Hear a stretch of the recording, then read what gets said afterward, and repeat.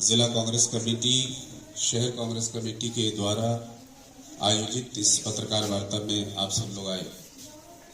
हमारे लिए ये बेहद सौभाग्य की बात है कि भाई दीपक सिंह जी, जो मूलतः रहने वाले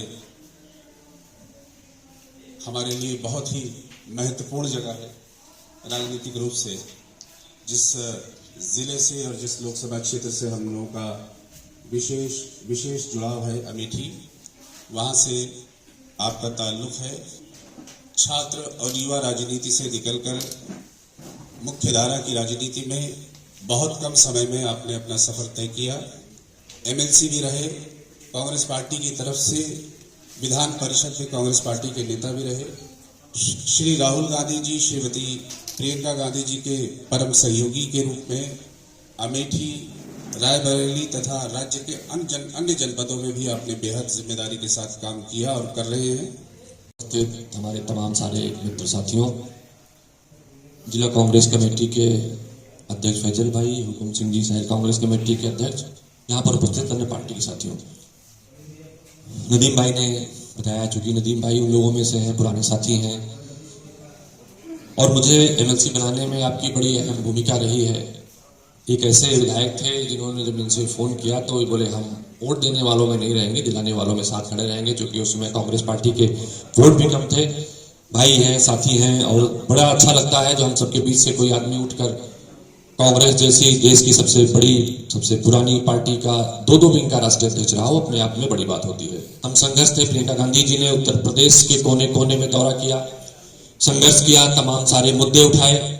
चूंकि हमारी पार्टी का सरोकार जनहित से है, जन कल्याण से है, चूंकि राजनीतिक पार्टी होने के नाते और एक जिम्मेदार नेता होने के नाते उन्होंने बहुत सारे मुद्दे उठाए जो आज तक लगातार उठ रहे हैं।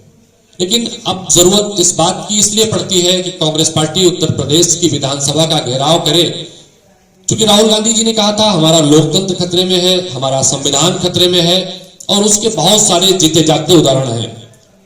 अभी आपने देखा किस तरह से संभल में राहुल गांधी जी देश के विपक्ष के सबसे बड़े नेता हैं, उन्हें वहां जाने से प्रियंका गांधी जी साथ थी, ऐसे रोका गया जैसे राहुल गांधी जी दूसरे देश की सीमा को क्रॉस कर रहे हैं।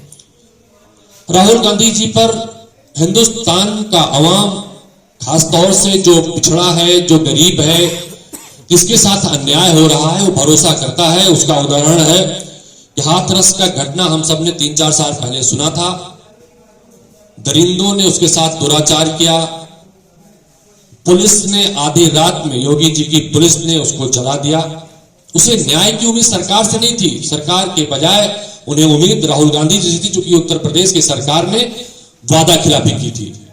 हम सिलसिलेवार, चूंकि हम पहली बार जो हमने राहुल गांधी जी के संघर्षों की, प्रियंका गांधी जी के संघर्षों की बात इसलिए की, नदीम भाई चर्चा कर रहे हैं जिस बात की, हमारे लोगों के लिए, देश के लोगों के लड़ने के लिए जज्बा है। तो उत्तर प्रदेश में जो योगी सरकार है, इसकी हम तुलनात्मक दृष्टि से अगर बात करें तो उत्तर प्रदेश में ना तो कानून है, ना कानून का राज है, ना संविधान के हिसाब से कोई काम हो रहा है, अफसरशाही है, भ्रष्टाचार है, तहसील और थानों में अधिकारी लूटते हैं। वो लूट का पैसा कई चैनलों के माध्यम से भारतीय जनता पार्टी को जाता है, और भारतीय जनता पार्टी विधायक खरीदते हैं, भारतीय जनता पार्टी के लोग चुनाव को प्रभावित करते हैं, और इस सब के बाद जो जेल भरो या विधानसभा घेराव की जरूरत पड़ी, गुजरात की तमाम सारी कंपनियों ने उत्तर प्रदेश के जो संपत्तियां थी उन्हें खरीद रहे हैं।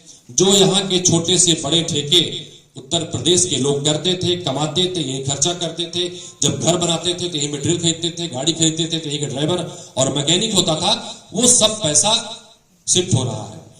उसके सिलसिलेवार तरीके से अगर देखें, उसका खामियाजा कहां से हो रहा है। उत्तर प्रदेश में बिजली की जो स्थिति है, उत्तर प्रदेश में 4 जनपद ऐसे हैं, 4 जनपद को निजीकरण के हाथों बिजली कर दी गई। लखनऊ, वाराणसी, गोरखपुर और मुरादाबाद। भाजपा की सरकार कहती है कि हम बिजली को निजीकरण हाथों में देंगे, पीपीपी मॉडल पे देंगे। जो आज उत्तर प्रदेश में बिजली ग्रामीण अंचल में लगभग 3-3.5 रुपए यूनिट मिलती है, क्योंकि इन जगहों पर सब 7-8 रुपए से कहीं भी कम बिजली नहीं है यूनिट के हिसाब से। अगर और प्राइवेट अडानी के हाथ में जाती है, तो जहां कुछ राज्यों में अडानी ने बिजली खरीद रखी है, उत्तर प्रदेश की बिजली भी 10 रुपए यूनिट से अधिक में बिकेगी। पहला इसके खिलाफ में हमारा जेल भरो आंदोलन है, विधानसभा का घेराव है। उत्तर प्रदेश में अगर देखें, जिस तरह से खाद हर किसान की खाद की बोरी में पहले 5 किलो कम किया गया, फिर 5 किलो कम किया गया, अब उसके दाम भी बढ़ा दिए गए। आप अगर देखिए तो बेरोजगारी के हाल क्या है, उत्तर प्रदेश के एमपी एमएलए के हाल क्या है। नदीम भाई विधायक थे तो मुख्यमंत्री के भी हाथ पकड़ते थे और अधिकारियों के भी गिरेबान जाते थे, जनता के काम हो। और उत्तर प्रदेश के विधायक भाजपा के और सांसद अधिकांश चरणों में गिरे हुए अधिकारियों के, क्योंकि सिर्फ और सिर्फ पैसे की कमाई के अलावा दूसरा काम नहीं है। उत्तर प्रदेश में लगभग 1000 से ज्यादा पुलिस ने सुपारी लेकर हत्याएं की हैं, एनकाउंटर किए हैं। और नदीम भाई जो आंकड़े कहते हैं, सर्वाधिक काउंटर भारतीय जनता पार्टी के खिलाफ बोलने वालों के लिए हुए हैं, पिछड़े वर्ग के लोगों के हुए हैं और ब्राह्मणों के हुए हैं। लेकिन आंकड़े जब दर्शाते हैं, चूंकि ये भारतीय जनता पार्टी के लोग कमगल बात करते हैं, अपराध के मुकदमे नहीं लिखे जाते। इसके मैं कुछ उदाहरण आप सामने रखता हूं। थोड़ा चलवा दीजिएगा जरा, ये पुलिस सक्रिय है और अरेस्टिंग हो रही है। नहीं, सिर्फ ये कहना है कि भारतीय जनता पार्टी की राज्य की सरकार की जनविरोधी नीतियों के विरोध में कल एक विशाल प्रदर्शन उत्तर प्रदेश कांग्रेस कमेटी के द्वारा लखनऊ में किया जा रहा है। हजारों की संख्या में जौनपुर से भी जनता जाने वाली है। प्रशासन के इशारे पर और राज्य के मुख्यमंत्री के इशारे पर जिले का प्रशासन, विशेष रूप से पुलिस, बहुत सक्रिय है और प्रयास ये है कि कोई जाने नहीं पाए। हमें लगता है कि जिस तरह से लोकतंत्र के अंदर विपक्ष को अपनी बात को जिम्मेदारी से रखना चाहिए, इस सरकार में इसका अभाव दिखाई देता है। विपक्ष अगर अपनी बात रखना भी चाहता है तो उसको हर तरह से दमनकारी नीतियों के द्वारा आवाज़ को दबाने का असफल प्रयास किया जा रहा है। कांग्रेस का कार्यकर्ता पूरी शिद्दत, पूरी ऊर्जा और पूरे जुनून के साथ आंदोलन में सम्मिलित होगा और कल के बाद उत्तर प्रदेश की राजनीति का विमर्श बदला हुआ दिखाई देगा। पुलिस आपके पास आई है, आप पुलिस ने आपसे क्या कुछ कहा है? पुलिस तो खुल के कोई बात कहती नहीं है, वो तो एक्शन लेती है। लेकिन न सिर्फ ये कि जौनपुर जनपद में, बल्कि समस्त उत्तर प्रदेश से हमें जो फीडबैक आ रहा है वो ये है कि कांग्रेस के कार्यकर्ताओं को जगह जगह ब्लॉक करने की कोशिश आज ही से शुरू हो रही है। पुलिस के द्वारा ये जानने की कोशिश थी कि क्या कार्यक्रम है, कांग्रेस के लोग कैसे जाएंगे इत्यादि, लेकिन पुलिस भी राजनीतिक हस्तक्षेप के कारण ऐसा कर रही है। ऐसा हमारी समझ।